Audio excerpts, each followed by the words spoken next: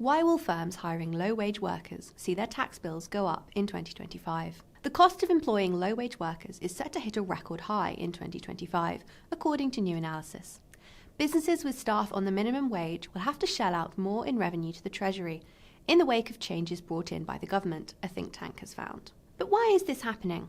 And what does it mean for firms? According to the Centre for Policy Studies, the rise in employers' national insurance contributions announced in Rachel Reeves' first budget in October has led to a 60% tax increase for firms employing the lowest paid.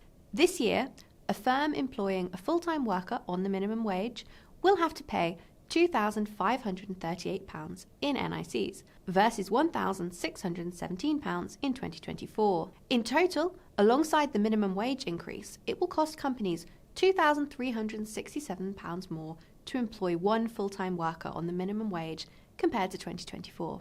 Their report, titled Punching Down: How Labour's Jobs Tax Hits the Lowest Paid the Most, warns that 2025 will be the most expensive on record for firms employing low-paid staff, while the so-called tax wedge, the combined amount of tax paid by employees and employers for those on minimum wage, will equate to 21.3% of salaries in 2025. What's the reaction been to all this? Well, CPS Director Robert Colville warned the government's changes make it disproportionately more expensive to employ those at the lower end of the wage scale. He said, Labour claims to understand the importance of growth and to have made it a priority, but it was clear from the moment of the budget that taxing jobs and work would damage the economy.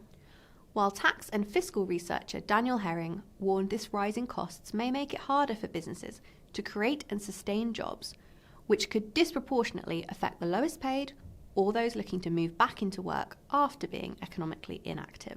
We asked the Treasury for their response, and a spokesperson told us the government delivered a once-in-a-parliament budget to wipe the slate clean and deliver the stability businesses so desperately need. They cited the Independent Office for Budget Responsibility report, which they said confirmed that it delivers lower unemployment and higher wages over the coming years, and that more than half of employers will either see a cut or no change in their national insurance bills. And the spokesperson stressed ministers are focused on delivering the government's plan for change. What do you think the impact on businesses and workers could be? Let us know in the comments, and follow CityM for more on this story and others.